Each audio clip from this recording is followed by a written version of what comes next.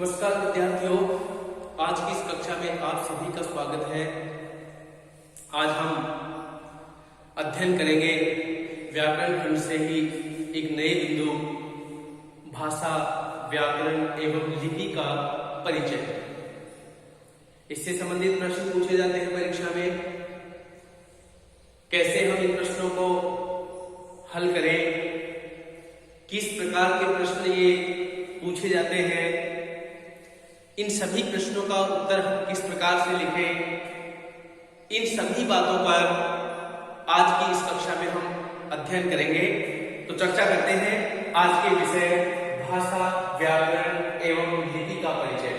सबसे पहले हम बात करें कि भाषा क्या है। सबसे पहले बात करें भाषा क्या है। सामान्य रूप से हम भाषा किसे कहते हैं?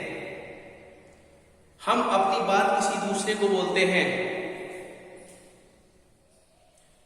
तो ये बात दूसरे को या श्रोता को समझाने के लिए, महसूस कराने के लिए हमें किसी न किसी एक माध्यम की आवश्यकता होती है। ये माध्यम कुछ भी हो सकता है, ध्वनि हो सकती है, उच्चारित शब्द हो सकता है। जब ध्वनि होगी, शब्द के वर्णों का उच्चारण होगा तो उनके लिए एक निश्चित चिन्ह या संकेत श्रोता को मिलता है। हम कह सकते हैं कि अपने मन के भावों एवं विचारों को अभिव्यक्त करने के लिए एक माध्यम की आवश्यकता होती है और ये माध्यम ही क्या कहलाता है? भाषा। बात कहने के लिए हमें शब्दों की आवश्यकता है, शब्दों को बोलने के लिए हमें ध्वनि की आवश्यकता है। तो ये माध्यम क्या हो गया? भाषा। हम परिभाषा में बात करें तो देखिए, अपने मन के भावों एवं विचारों को अभिव्यक्त करने के लिए एक माध्यम की आवश्यकता होती है और इस माध्यम को ही क्या कहा जाता है? भाषा कहा जाता है। बात करें भाषा शब्द की उत्पत्ति पर, इसके अर्थ पर, तो भाषा शब्द की उत्पत्ति संस्कृत की भाष धातु से हुई है। किससे हुई है? संस्कृत की भाष धातु से, और जिसका अर्थ है व्यक्त वाणी, अर्थात हम जो कुछ बोल रहे हैं उसको ध्वनि के माध्यम से व्यक्त करना। दूसरे सूत्र में कहें तो भाषा मूलतः ध्वनि संकेतों की एक व्यवस्था है। देखिए फिर यहां पर दिया गया है ध्वनि संकेत। अब ये ध्वनि संकेत क्या है?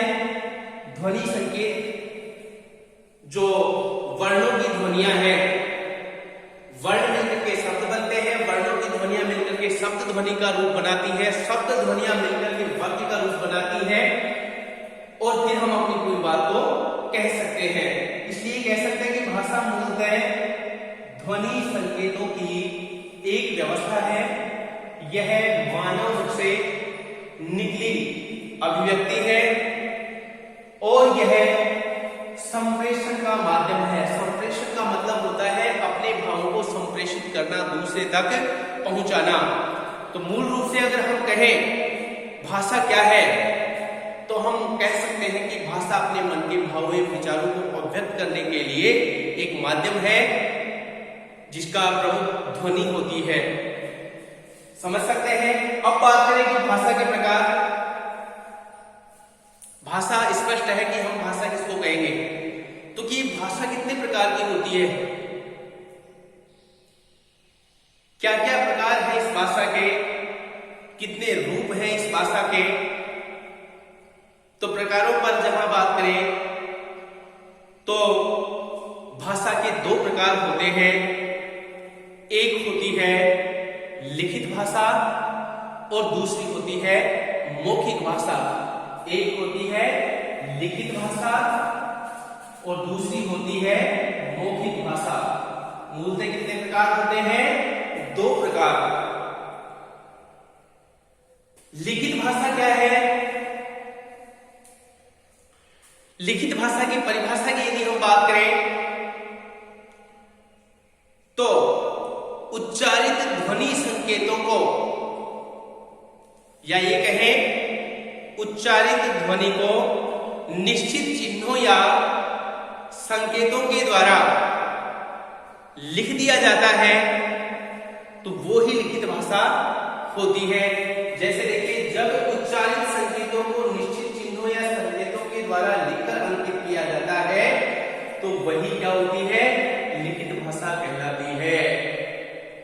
जो कुछ हम बोल रहे हैं उसको अंकित कर दें। अंकित करने के लिए हर ध्वनि के लिए एक वर्ण, एक संकेत निश्चित है, और वो संकेत ही क्या कहलाता है, लिखित रूप। दूसरे प्रकार की बात करें, मौखिक भाषा। मौखिक भाषा क्या है, साधारण बोलचाल की जो भाषा होती है वही मौखिक भाषा कहलाती है। बोलचाल की भाषा से मतलब है कि ये लिखित रूप में नहीं होती है। बोलने में हम अपनी बात किसी भी रूप में व्यक्त करते हैं, लेकिन उनका लिखित रूप नहीं होता है, सिर्फ ध्वनि संकेतों के माध्यम से। ध्वनि के आधार पर हम अपनी बात दूसरे को कह सकते हैं, उसका किसी संकेत चिन्ह के द्वारा लिपिबद्ध नहीं किया जाता है, इसलिए ऐसी भाषा कहलाती है मौखिक भाषा। तो दोनों भाषाएं जब हो गई, एक लिखित भाषा है और दूसरी है मौखिक भाषा, क्या विशेषताएं हैं इन भाषाओं की, क्या इनकी अंतर है?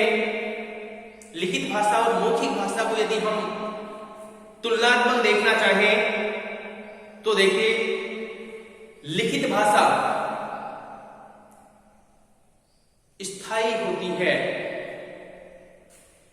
लंबे समय तक रह सकती है, प्राचीनता से युक्त होती है, रूढ़ होती है। अर्थात जो बात एक बार हम कह दें, उसको एक बार लिख दें, लंबे समय तक उसको आप रख सकते हैं, ना वो चिन्ह बदलने वाले हैं, ना उनका अर्थ बदलने वाला है। मौखिक भाषा की बात करें तो मौखिक भाषा स्वाभाविक होती है। मौखिक भाषा में हमेशा ताजगी रहती है, इसमें प्राचीनता नहीं होती है, क्योंकि जब भी हम कोई बात बोलेंगे कुछ ना कुछ नयापन लेकर के ही बोलेंगे। हम हर बात को, हर कथन को कुछ ना कुछ नए शब्दों के प्रयोग के साथ ही बोलेंगे, इसमें नवीनता रहती है, ताजगी रहती है। इनके अंतरों को यदि हम स्पष्ट करना चाहें तो देखिए, मौखिक भाषा स्वाभाविक होती है जबकि लिखित भाषा स्थिर होती है। मौखिक भाषा स्वाभाविक कैसे होती है? एक बार हम कोई कथन बोल दें, जरूरी नहीं है कि कुछ समय पश्चात अगर वही बात हमसे दोहराने के लिए कही जाए तो हम उन्हीं शब्दों को काम में लेंगे। कुछ ना कुछ शब्द उसमें बदल सकते हैं, लेकिन लिखित भाषा में स्थिरता होती है। लिखित भाषा में यदि हम किसी बात को लिख दें तो बाद में चाहे कभी भी उसको पढ़े, उसका वही रूप मिलने वाला है और लंबे समय तक स्थिर भी रह सकती है। तो हम कह सकते हैं कि मौखिक भाषा स्वाभाविक होती है जबकि लिखित भाषा क्या होती है? स्थिर होती है। ये स्वाभाविक होती है, वो स्थिर होती है। दूसरा अंतर देखिए, मौखिक भाषा पर स्थानीय बोलियों का प्रभाव रहता है जबकि लिखित भाषा में नहीं। अब हम एक दूसरे अंतर पर बात करें, प्राणी या मनुष्य जब भी कुछ बात बोलता है, अपने भाव व्यक्त करता है, तो अपनी स्थानीय जो बोलियां हैं उनका प्रभाव वो अपनी भाषा में ले आता है। तो ये मौखिक भाषा में ही संभव है। मौखिक भाषा में हम कई बार कोई संवाद बोल रहे हैं, संवाद के दौरान हम अपनी जो स्थानीय बोली है उसके भी कुछ शब्दों को काम में ले लेते हैं। लेकिन लिखित भाषा की रूप की जहां बात की जाए, यदि कोई लेख आपसे लिखने के लिए कहा जाए तो आप उसमें शुद्ध व्याकरणिक हिंदी भाषा का ही प्रयोग करेंगे। इसलिए हम कह सकते हैं कि मौखिक भाषा पर स्थानीय बोलियों का प्रभाव होता है जबकि लिखित भाषा पर नहीं होता है। तीसरे अंतर की बात करते हैं, मौखिक भाषा सदैव सदैव ताजगी रहती है। ताजगी का मतलब नयापन। जब भी हम कोई बात बोलेंगे कुछ ना कुछ नयापन उसमें होगा। जब भी लिखित भाषा रूढ़ का मतलब समझते हैं वो किसी निश्चित अर्थ में रूढ़ हो चुकी है, निश्चित अर्थ को व्यक्त करने वाली होती है और प्राचीनता से युक्त होती है। तो लिखित भाषा क्या होती है? रूढ़ होती है और प्राचीनता से युक्त होती है। आज कोई बात कह दे, 10 वर्ष बाद यदि हम उस बात को देखें तो लिखित भाषा में वो बात उसी रूप में मिलेगी, उसी अर्थ में मिलेगी। ये प्राचीनता से युक्त होती है। चौथे अंतर की बात करें तो देखिए, मौखिक भाषा जो होती है उसमें जो वाक्य बोले जाते हैं वो छोटे होते हैं, जबकि लिखित भाषा में लिखे जाने वाले वाक्य बड़े होते हैं। इस प्रकार मौखिक भाषा और लिखित भाषा के अंतर को हम समझ सकते हैं।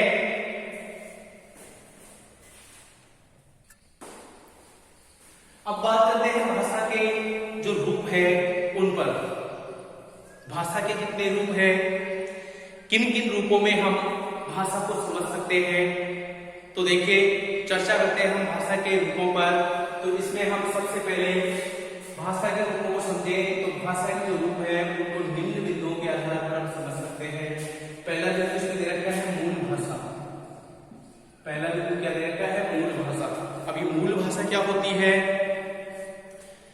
इसको हम अगर समझना चाहें तो सीधे और सरल शब्दों में यदि हम कहें, जिस भाषा को हम बोल रहे हैं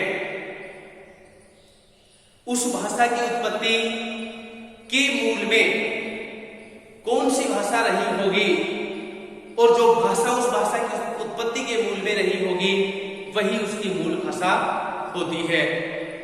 हम यदि विश्व भाषा परिवार की बात करें तो हिंदी जो हमारी भाषा है भारतीय भाषा परिवार के अंतर्गत आती है और इस भाषा के मूल में संस्कृत रही है, इसलिए हमारी मूल भाषा क्या है? संस्कृत, जहां से हिंदी की उत्पत्ति हुई है।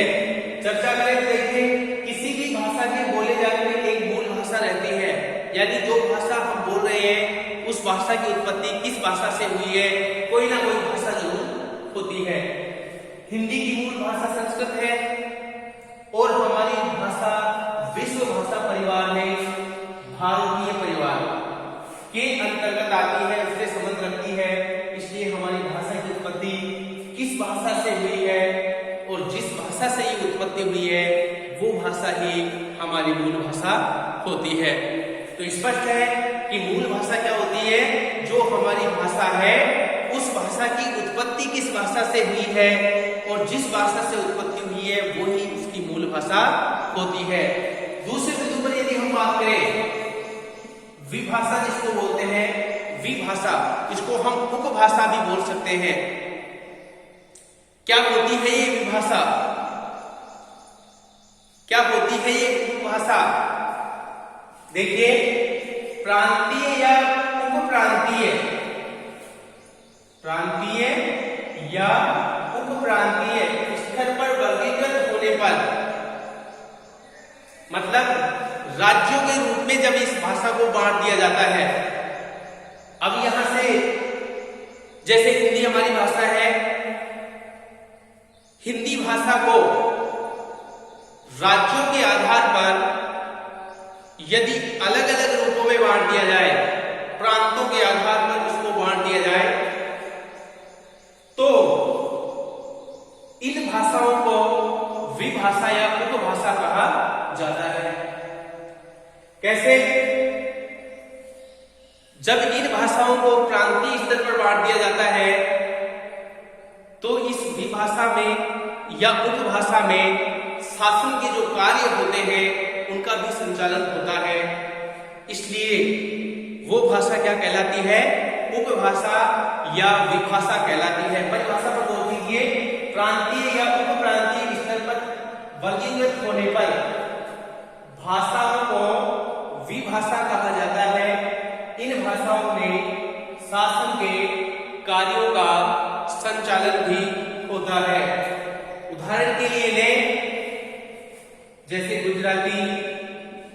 पंजाबी, मराठी, बाकी की जो अलग अलग राज्यों की अलग अलग भाषाएं हैं उनको बांट रखा है, और जिनमें शासकीय कार्य भी संचालित हो रहे हैं वो सभी के सभी क्या कहलाती है? उपभाषा, या हम उसको विभाषा भी कह सकते हैं। तीसरा इसका रूप लें बोली। इसमें क्या होता है, जो भाषा होती है उसको प्रांतीय स्तर पर न बांट करके मंडलीय स्तर पर जब उसको वर्गीकृत किया जाता है, प्रांतीय स्तर पर वर्गीकृत न करके मंडलीय स्तर पर वर्गीकृत किया जाता है, जिसमें साहित्यिक रचनाएं भी लिखी जाती हैं, उन भाषाओं को बोली कहा जाता है। जैसे उदाहरण के लिए ढूंढाड़ी, मारवाड़ी, मगही, ये सारी की सारी क्या है? बोलियां हैं। चौथा बिंदु बात करें उपबोली। उपबोली क्या है? जैसे पहले जो भाषा थी सारे राष्ट्र की एक उपभाषा में आई, प्रांतीय आधार पर, बोली में आई मंडलीय स्तर पर, उपबोली में क्या आएगी? स्थानीय स्तर पर। यानी उपबोली क्या होती है? अगर इसको हम कहें तो प्रत्येक व्यक्ति की अपनी भाषा अलग होती है।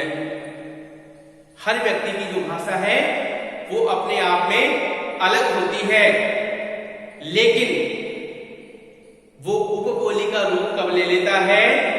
जब व्यक्तिगत भाषा को सामूहिक रूप से काम में लिया जाए। एक व्यक्ति के द्वारा बोली जाने वाली बोली को बहुत से लोगों के द्वारा काम में लिया जाए तो वो उपबोली का रूप ले लेती है।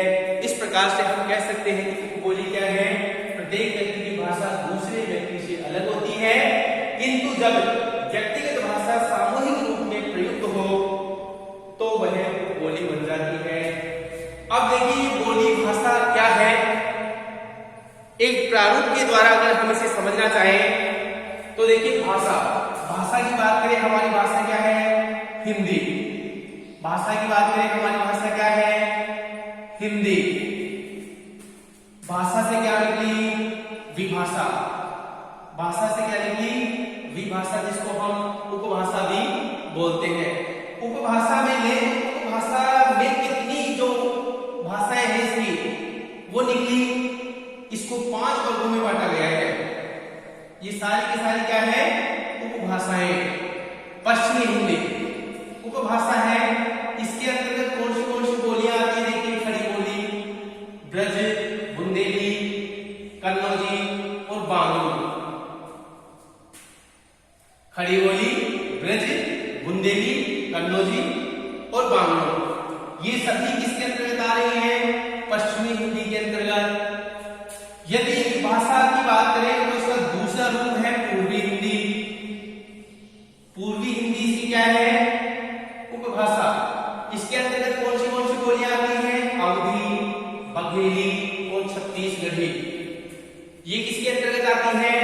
पूर्वी हिंदी के अंतर्गत। बिहारी नंबर 30 जब भाषा की बात करें तो आती है बिहारी। इसके अंतर्गत कौन सी बोलियां आती हैं? मैथिली, मगही, भोजपुरी। ये किसके अंतर्गत आती है? बिहारी भाषा के अंतर्गत। नंबर 4 की बात करें, राजस्थानी हिंदी की उपभाषा है। इसके अंतर्गत कौन सी बोलियां आती हैं? मेवाती, मालवी, मारवाड़ी, जयपुरी और भी कई भाषाएं हैं राजस्थानी, जिनको हम इसके अंतर्गत सम्मिलित कर सकते हैं। और नंबर 5 में इसका रूप आता है पहाड़ी हिंदी। यानी भाषा की जो उपभाषा की रूप है पहाड़ी रूप, इसमें कौन सी आती है? नेपाली भाषा। ये सारे पहाड़ी क्षेत्रों में बोली जाने वाली भाषाएं हैं।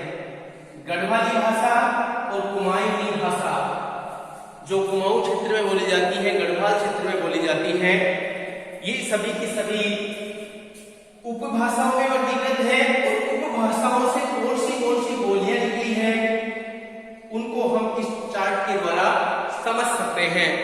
तो स्पष्ट है कि भाषा कितने रूप होते हैं, भाषा के अलग अलग रूप होते हैं। इन अलग अलग रूपों को हम कैसे समझे, भाषा को क्या है, उपभाषा क्या है, बोली क्या है। यदि हम बात करें तो सबसे पहले भाषा ये होती है राष्ट्रीय स्तर पर, विभाषा की बात करें प्रांतीय स्तर, विभाषा की बात करें तो आज क्या कहा जाती है प्रांतीय, बोली की बात करें मंडलीय, और उपबोली की बात करें तो आ जाती है स्थानीय। और ये हम इन रूपों में भी इस सारी की सारी भाषा को वर्गीकृत कर सकते हैं। अब आगे लेते हैं भाषा की प्रमुख इकाइयां।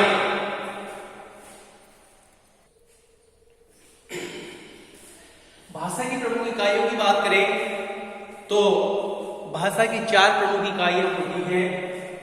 नंबर 1 वर्ण, दूसरा होता है शब्द, तीसरा पद और चौथा वाक्य।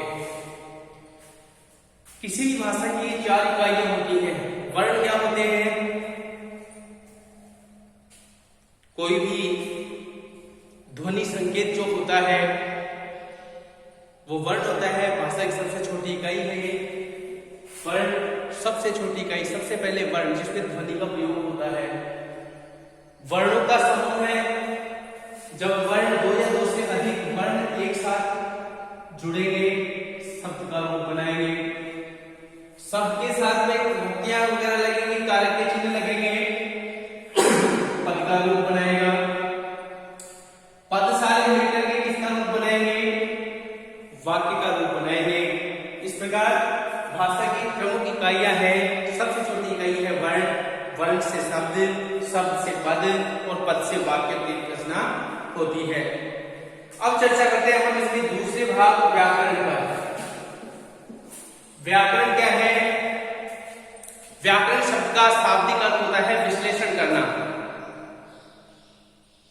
विश्लेषण कैसे, इसके लिए व्याकरण में कुछ नियम निर्धारित किए हैं। उनके आधार पर इसमें विश्लेषण किया जाता है। परिभाषा की यदि हम बात करें तो देखिए,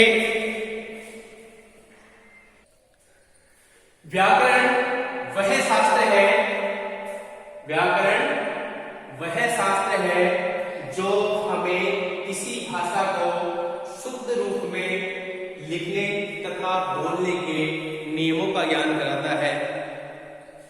स्पष्ट है कि फिर हमारी भाषा में व्याकरण का क्या महत्व है।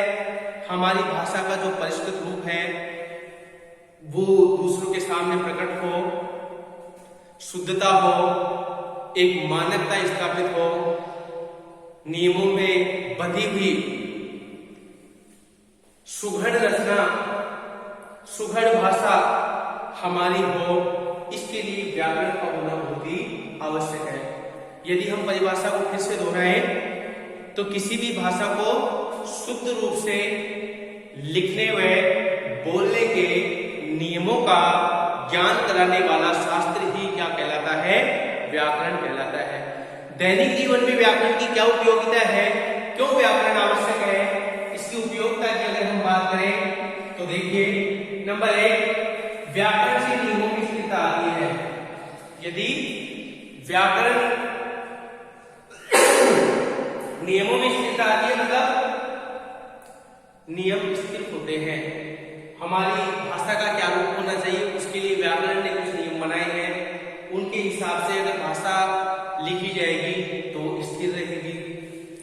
नियमों में स्थिरता से भाषा एक प्रकार की मान्यता स्थापित करती है। नियमों की यदि स्थिरता होगी तो भाषा का एक मानक रूप प्रस्तुत होगा। कैसे, मान लीजिए किसी भाषा के लिए व्याकरण ने कोई नियम बना दिए, अगर उन नियमों का पालन करते हुए हम उस भाषा को काम में लेंगे तो सभी उन्हीं नियमों का पालन करते हुए जब भाषा लिखेंगे तो उसका एक स्पष्ट और मानक रूप, मूल रूप, स्पष्ट, सुंदर और मानक रूप हमें प्राप्त होगा। यह मान्यता भाषा को परिष्कृत रूप प्रदान करती है। जब भाषा में मानकता स्थापित होगी परिष्कृत रूप का मतलब होता है निखरा हुआ। जब भाषा में मानवता स्थापित होगी तो उसका परिष्कृत, निखरा हुआ, सुंदर, बढ़िया रूप मिलेगा भाषा को। व्याकरण का उपयोग देखिए शिष्ट है, संबद्ध है और स्थायी रूप से ये स्थायी रूप प्रदान करता है। जो ज्ञान है, कौशल है, उसमें शिष्टता, संबद्धता और उसको स्थायी रूप प्रदान करने का कार्य भी कौन करता है? व्याकरण करता है। इस प्रकार हम कह सकते हैं कि भाषा में व्याकरण का बड़ा ही महत्व है। तीसरे बिंदु पर यदि हम बात करें लिपि, लिपि क्या है? तो लिपि की यदि हम बात करें, लिपि तीनों का एक दूसरे से संबंध है, भाषा, व्याकरण एवं लिपि। सबसे पहले आवश्यकता पड़ती है हमें लिपि की, सबसे पहले आवश्यकता पड़ती है हमें लिपि की। फिर उस लिपि में व्याकरण की आवश्यकता पड़ती है और व्याकरण के नियमों से संशोधित होकर के फिर वो किसका रूप ले लेती है? भाषा का रूप। अब यहां हम बात करते हैं लिपि की। लिपि क्या है? मौखिक रूप से ही परिभाषा व्यक्त करने का प्रयास कर रहा हूं कि मौखिक भाषा को लिखित रूप में अभिव्यक्त करने के लिए, मौखिक भाषा को लिखित रूप में अभिव्यक्त करने के लिए कुछ ध्वनि संकेतों या चिन्हों की आवश्यकता पड़ी। तो ये चिन्ह या संकेत ही क्या कहलाते हैं? लिपि कहलाते हैं। अब पारिभाषिक रूप में यदि इसको संक्षिप्त में कहें, मौखिक भाषा को लिखने हेतु जिन संकेतों या चिन्हों को काम में लिया जाता है, उन चिन्हों या संकेतों को ही क्या कहा जाता है? लिपि कहा जाता है। अब हम बात करें कि हमारी भाषा है हिंदी, हिंदी भाषा की लिपि कौन सी है? देवनागरी। अपनी भाषाओं की, ज्यादातर भाषाओं की अलग अलग लिपियां हैं। जैसे उर्दू भाषा की बात करें, फारसी लिपि, पंजाबी भाषा की बात करें, गुरुमुखी लिपि, हिंदी भाषा की तो अपनी देवनागरी है। इन जो लिपियों की जो भाषा है, लिपि क्या होती है कि व्याकरण उस भाषा के लिए एक मानक रूप स्थापित करती है, जैसा कि हमने यहां पर देखा। भाषा में एक प्रकार की मानकता। अब ये मानकता क्या होती है? ये मानकता ही क्या होती है? लिपि होती है। अर्थात किसी भाषा के लिए नियमों की एक श्रृंखला, कड़ी जिसको बोलते हैं, जिसके लिए नियम निर्धारित कर देती है, वो नियम ही क्या होते हैं? उसकी मानकता, उसकी विशेषताएं भी हम उनको कह सकते हैं। अब देखिए, हमारी भाषा है देवनागरी लिपि, लिपि हमारी है देवनागरी, भाषा है हिंदी। इसकी विशेषताओं पर यदि हम गौर करें तो देखिए, पहली इसकी विशेषता है कि देवनागरी जो लिपि होती है, जैसी उच्चारित होती है वैसे ही रूप में ये लिखी भी जाती है। सबसे पहली विशेषता है इसकी, जिस रूप में उच्चारित होती है उसी रूप में ये लिखी भी जाती है। दूसरी विशेषता की यदि बात करें, देवनागरी लिपि बाएं से दाईं ओर लिखी जाती है। देवनागरी लिपि बाएं से दाईं ओर लिखी जाती है। तीसरी विशेषता की बात करें, देवनागरी लिपि में सभी वर्णों को स्वर एवं व्यंजन के रूपों में अलग अलग विभाजित किया गया है। स्वर अलग है, व्यंजन अलग है, ऐसी व्यवस्था है इस देवनागरी लिपि में। अगली विशेषता की बात करें, देवनागरी लिपि में शिरोरेखा का प्रयोग किया जाता है। शब्द के ऊपर रेखा खींचने की जो व्यवस्था है वो देवनागरी लिपि के अंतर्गत आती है। अगली विशेषता की बात करें तो देवनागरी लिपि में एक ही वर्ग के वर्णों का उच्चारण स्थान एक ही होता है। जैसे क वर्ग के जितने भी वर्ण हैं, क वर्ग के वर्णों का उच्चारण स्थान एक ही होगा, कंठ। च वर्ग में जितने भी वर्ण हैं, च वर्ग के वर्णों का उच्चारण स्थान एक ही होगा, तालव्य। देवनागरी लिपि के वर्णों में सुंदरता होती है, मतलब सुंदर होते हैं, सुघड़ होते हैं। इस लिपि में वैज्ञानिकता होती है। देवनागरी लिपि की यदि हम आगे बात करें, इसमें अलग अलग स्वर के लिए, अलग अलग स्वर वर्णों के लिए अलग अलग मात्राओं की व्यवस्था की गई है। ऐसा वैज्ञानिक रूप हमें और किसी भाषा में और किसी लिपि में देखने को नहीं मिलता है, जितना सुंदर रूप हमें हिंदी भाषा और उसकी लिपि देवनागरी में मिलता है। तो इस प्रकार से हम पूरे बिंदु भाषा, व्याकरण एवं लिपि को समझ सकते हैं। अब बात आती है इसमें प्रश्न किस प्रकार के पूछे जाते हैं। हो सकता है आपसे पूछ दिया जाए कि भाषा क्या है, बताइए, तो आपको भाषा की परिभाषा लिखनी है। भाषा के कितने रूप हैं, भाषा के रूप आपको लिखने हैं। भाषा कितने प्रकार की है, जितने प्रकार की भाषा होती है आपको भाषा लिखनी है। उपभाषा क्या है या विभाषा क्या है, परिभाषा देनी है। आपसे पूछ लिया जाए पूर्वी हिंदी के अंतर्गत कौन सी बोलियां आती हैं, पश्चिमी हिंदी के अंतर्गत कौन सी बोलियां आती हैं, ये सारी चीजें आपको एक एक करके व्याकरण से संबंधित प्रश्न हो, व्याकरण क्या है, व्याकरण की उपयोगिता क्या है, आपको बता सकते हैं। लिपि क्या है, परिभाषित कीजिए। हिंदी की लिपि क्या है, देवनागरी लिपि है। हिंदी की लिपि देवनागरी की प्रमुख विशेषताएं क्या है, आप आसानी से बता सकते हैं। इस प्रकार से हम पूरे बिंदु को समझ सकते हैं और व्यक्त कर सकते हैं। आशा है आपको जो बिंदु पढ़ाया गया वो बेहतर तरीके से समझ में आया होगा। इसी आशा के साथ धन्यवाद।